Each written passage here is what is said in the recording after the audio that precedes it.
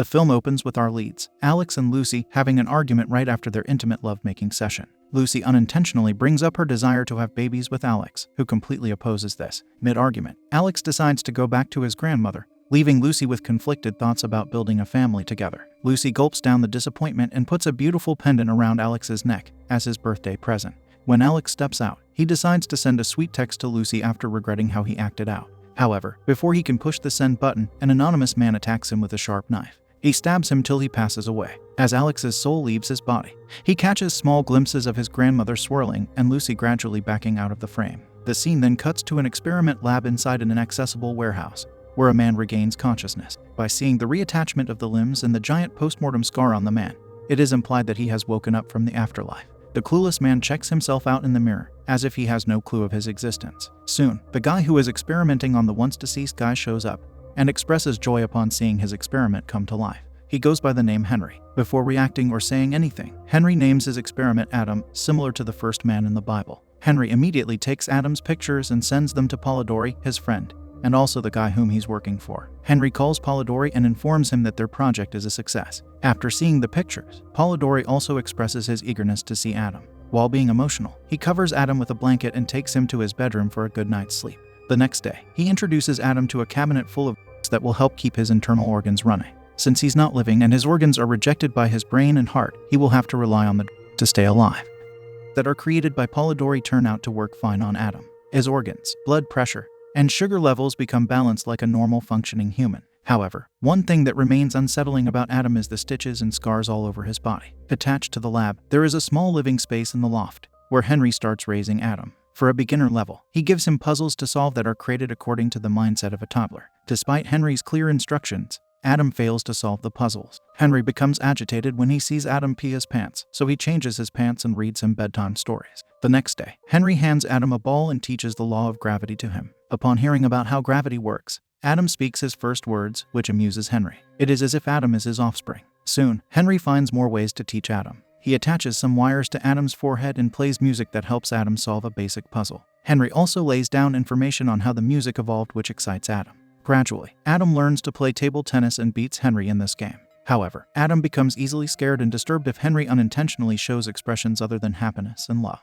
Despite Adam's mental growth and learning progress, what seems to be wrong is that every night, he dreams of Alex's swirling grandma and his girlfriend Lucy. His dream seems like a flashback of his past. Sometimes, he envisions the grandmother and the girlfriend while Henry reads to him. However, Adam stays quiet about these visions. Gradually, he grows his hair back and his hideous stitches begin to fade. He also starts eating normal food. Henry teaches Adam how to shave his beard and encourages Adam to perform every little task that he finds amusing. For self-learning, Henry gives Adam access to a television and a tablet. Adam loves watching baby TV, where they play cool graphics to attract an infant's eye. One night, Adam sees the flashes of Alex's past, and then him waking up with reattached limbs as Adam. He wakes up and sneaks inside the lab, where he finds someone's index and middle fingers. Unbeknownst to him, the fingers still have Alex's metallic ring, which indicates that these fingers belong to Alex. Henry takes them back into his room. Subsequently, Adam wanders around, making random videos on his tablet. He secretly films Henry while he's on the call with Polidori. The former is making excuses for not being ready to reveal his experiment, referring to Adam. Upon finding out Adam filming him from behind, Henry scolds him, which affects Adam's mood, and he becomes. The following night, Henry returns late to the warehouse, which is currently serving as Adam's home. He gives Adam some food and apologizes for being away the entire day. Upon coming closer and casually touching Adam's shoulder, Henry notices an open wound. While Henry stitches the wound, Adam asks why he can't remember his childhood. Henry makes up an excuse, stating Adam's brain had seen major trauma that made him lose his memory. Aside from that, Henry points out that the human brain is a tricky thing that can be hard to handle for some people. He talks about his brain also being tricky, revealing how he didn't believe in himself when he was a kid and how he ended up being a medical student who stunned everyone. We find out he joined the military as a paramedic. People believed he saved many lives of the soldiers during wars, but he perceived it as the other way. He thought of all the lives that were lost. Seeing the severed limbs and corpses around him made him worry. Then, he reveals that when he got out of the military, he vented his worries about human bodies going to waste with Polidori. However, what Adam does not understand is that Henry is working with Polidori to experiment on deceased people, bringing them back to life, with Adam being the first one. The next morning, Henry's girlfriend, Liz, shows up at the warehouse in search of him and comes across Adam, who is hanging from the wooden structure on the room's ceiling. Liz becomes confused and asks multiple questions in front of Adam. Since Adam hasn't had human exposure besides Henry, he stays quiet. Liz finds him strange, She assumes that he is from the war when she sees the scars on Adam's exposed body. Soon, Henry shows up and scolds Liz for showing up without informing him. Liz expresses her concerns for Henry, since she has not seen or heard from him in the past few weeks. After this, Henry sends Adam back to his bedroom and has a word with Liz in detail, which Adam overhears from his room. Liz states that Polidori had asked her to visit the place and check up on the experiment Henry's working on. She had a spare key to this place, which was given to her by Henry, so she barged in without letting him know. Henry becomes paranoid, so Liz starts associating his mental health with mental illnesses, given that Liz is a therapist. When Henry becomes offended, Liz dismisses her concerns and expresses that Polidori is openly tweeting and hinting at Henry's pet project, which has grabbed her attention too. Soon, she realizes that Adam is actually his completed project. While Henry cusses at Polidori for anticipating and uncovering their experiment too soon, Liz goes to Adam and apologizes to him. She's sorry for scaring him with her unexpected arrival, and then she storms out. Following this scene, Adam gets up and walks into the storage unit. He comes across his old picture from the war that leaves him clueless. He walks to the other side of the room and opens the door, where he sees Henry socializing with Polidori, his wife, and Liz. Polidori speaks highly of Henry for doing the impossible and bringing back the deceased. While he describes how they managed to stabilize the non-living organs, Adam shows up behind them. Henry becomes extremely worried, so he tries to take Adam back to his room after a basic introduction to the group. However, Polidori grows fond of him and doesn't let him go. Afterward, Henry gives Adam a sedative before going to bed, and doesn't read him a bedtime story. He goes outside and listens to Polidori's dreams of unveiling their experiment on Adam. Here, Henry argues with him, protesting that he is not yet ready to show Adam to the world. He also expresses his thoughts on stopping the medication to see if Adam can function without it or not. However, Polidori views it as an obscene and completely illogical act. Before he can lash out at Henry, Adam walks out of his room. Henry tries to send him back, but Polidori politely invites him into their conversation. Upon shaking hands with Adam, Polidori finds his grip very firm and intense. Henry reveals that Adam is on strong hormones, and they are helping him to become stronger. Then, Polidori requests Henry to at least let him take Adam out in the daylight, if he doesn't want Adam to be presented to the world yet. Despite hesitating, Henry agrees to let Adam go out. The next morning, Polidori takes him to Manhattan in broad daylight. It is Adam's first day out, so Polidori takes him to a museum where he gives Adam a tour and shows him around. While talking about their preserved history, Polidori also relays some knowledge on how society modernized itself. During this, he comes across some preserved arsenal, and tells Adam that humans seek destruction, hence they are utterly depraved. Before walking out of there, he buys a little souvenir for Adam. When they go to the counter to pay, Adam sees Lucy there. He cannot help but stare deep into Lucy's eyes and gets flashbacks of her, but Polidori finds it disrespectful and pulls Adam away. After the museum, he takes Adam to a strip club where he makes him take shots of whiskey. When Adam sees the pole dancers dancing around with their bare bodies, he gets aroused. Polidori senses it and touches his privates for reassurance. Then, he hands Adam some money and teaches him how to tip a dancer while she's performing. While Adam quietly observes and soaks in everything Polidori says, Polidori takes him out and reminds him to take his medicated, no matter how hard Henry tries to keep them away from him. Deep down, Polidori perceives Adam's case as pure work of science, whereas Henry perceives it as a miracle, which may work without the medicinal help. At the end of the day, Polidori takes Adam back to the warehouse. On their way there, Adam thinks about all the ladies and sculptures he has seen. Henry, who is already waiting for their arrival, starts scolding Polidori the minute he comes out of his car. Then, Henry swears never to let Polidori near Adam again, since he is corrupting him by showing him the wrong side of the world. He regrets ever allowing Polidori to take Adam with him in the first place. The statement doesn't sit well with Polidori, so he tries to mess with Henry by revealing that Adam's interaction with the outside world is erratic. He also makes up a lie, claiming that Adam was saying something about Liz. However, Henry isn't curious in the least possible way, so he takes Adam inside the warehouse and puts him to bed. The next morning, while Adam is still in bed, Liz shows up at his door. Since Adam's brain still works in different ways, he stands up in front of Liz and goes near her. While Liz tries to ask about his mental condition and whether he's in pain, Adam unbuttons her shirt from the top and feels her chest with his hands. Secretly, Liz is turned on by this, but she doesn't say it out loud. In the next scene, Liz is seen using her psychological methods on Adam, getting him to open up about the recurring dreams he has, where he is someone else. Henry shows up and becomes agitated seeing Liz around Adam, because he doesn't want Polidori or her to interfere with Adam in any way possible. Liz gets pissed off, so she starts giving him reality checks on how mentally unstable and dehumanized he had to be in order to make Adam. She calls his experiment unverifiable, and claims that people will have him behind bars for this monstrous experiment. During this, Liz also points out that he was fine before because his motives were to save lives. However, as soon as he talked to Polidori about it, he used his kindness and brainwashed him into doing something that's not even legal. In a fit of rage, Henry says hurtful things to Liz and kicks her out of the warehouse. Later that day, Henry checks Adam's temperature and general health overall. Adam asks him to give him the pills that he was recently on, but Henry smiles and tells Adam he doesn't need them anymore. Now, since Adam doesn't know the acts of persuasion, he stays quiet. Deep down, Henry has grown attached to Adam. He suffers knowing that he has to keep him in the shadows like this, because he didn't expect Adam would come back to life. To make Adam feel better, he gives him a pendant, an item that was given to Alex on his birthday by Lucy. Then, Henry reminds Adam that this pendant is an indication that he was loved. Later that night, Adam sneaks into the lab to steal the pills that Polidori had told him to take 3 times a day. There, Adam comes across Henry's tablet that's connected to the TV. He plays the videos of him playing ping pong with Henry. But as he scrolls further deep in the gallery, he finds all the videos of Polidori and Henry experimenting on Adam's body. In these videos, Henry is seen connecting the nerves in Adam's arm with his hand, making it alive again. Simultaneously, Polidori arrives alongside a stabbed man who happens to be Alex. It is revealed that Alex had not died from the stabbing, so they take out his brain and put it inside Adam's head, which explains why he dreams of Alex's girlfriend and his grandma. Adam, for the first time, freaks out and runs out of breath.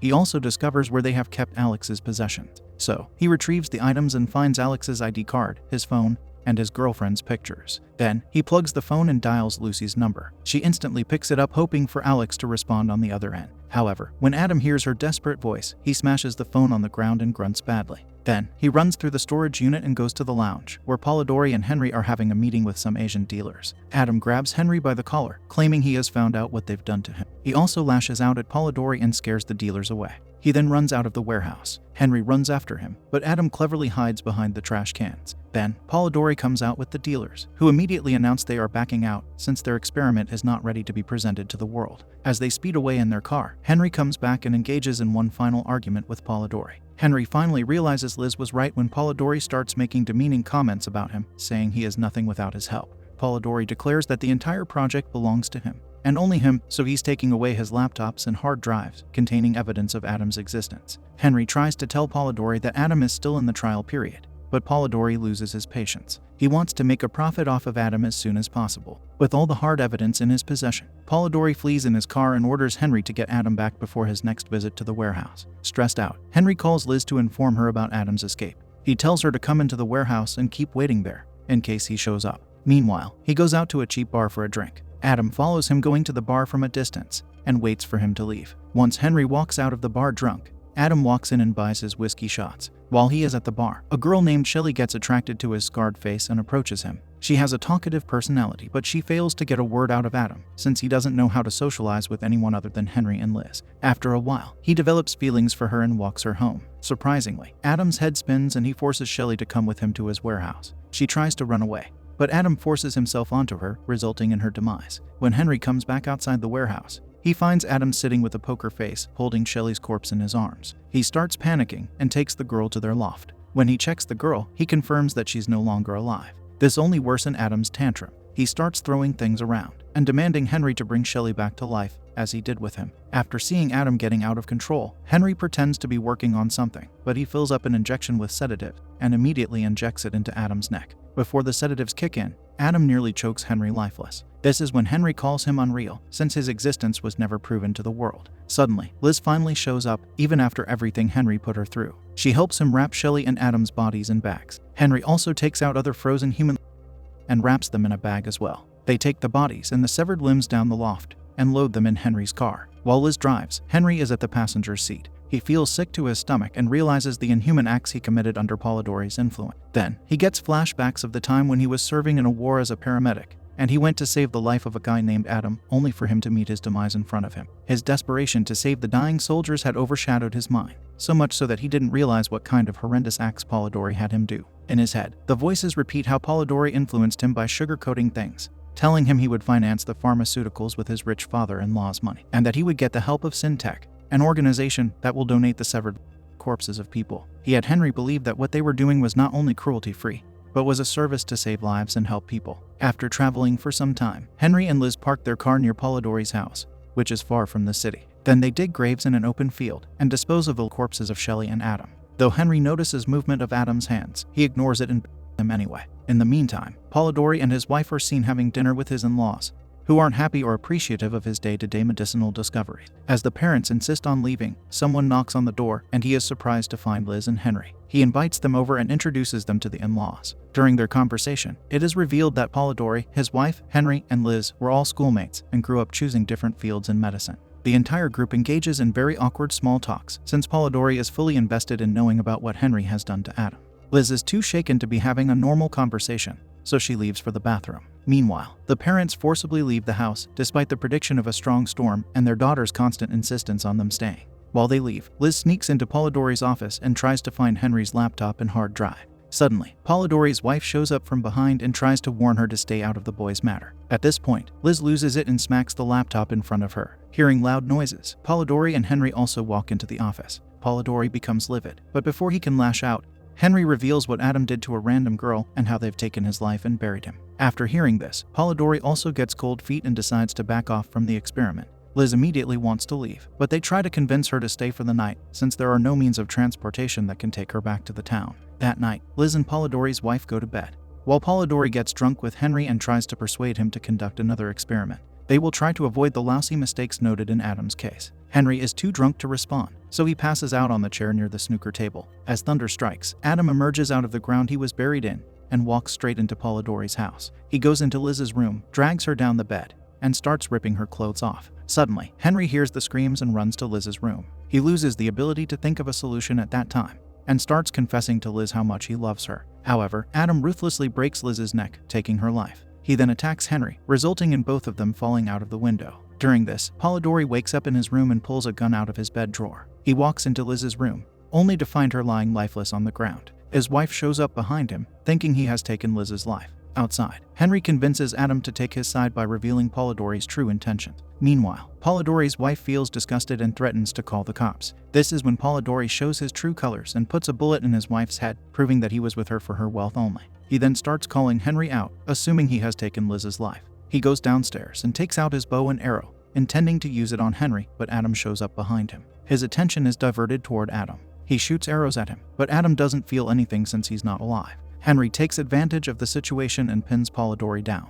He punches Polidori's face until he shoots him with his gun. Adam cries for Henry, given he's the only person who cared for him. In the meantime, Polidori is soon seen leaving the house with his emergency bag. Before leaving, he tries to gaslight Adam into thinking that all of this was his fault. Then, he sets the house on fire and shoots Adam, believing that the cops will hold Adam accountable for the tragedy when they investigate the situation. As the house is set aflame, Polidori drives away. Surprisingly, Adam shows up and breaks his window. He pulls him out, drags him into the woods, stuffs his mouth with the pills, the same ones he told Adam to take, and then finally throws him off a cliff. The next morning, cops are seen chasing Adam with their dogs, but he jumps into a waterfall and vanishes. In the end, he drops his pendant at Lucy's workplace. Lucy's eyes tear up when she sees the pendant, hoping for Alex to be alive and somewhere out there. She runs outside to see if Alex is anywhere near, but she only sees Adam walking back into the woods. He's decided to hide there for the rest of his life.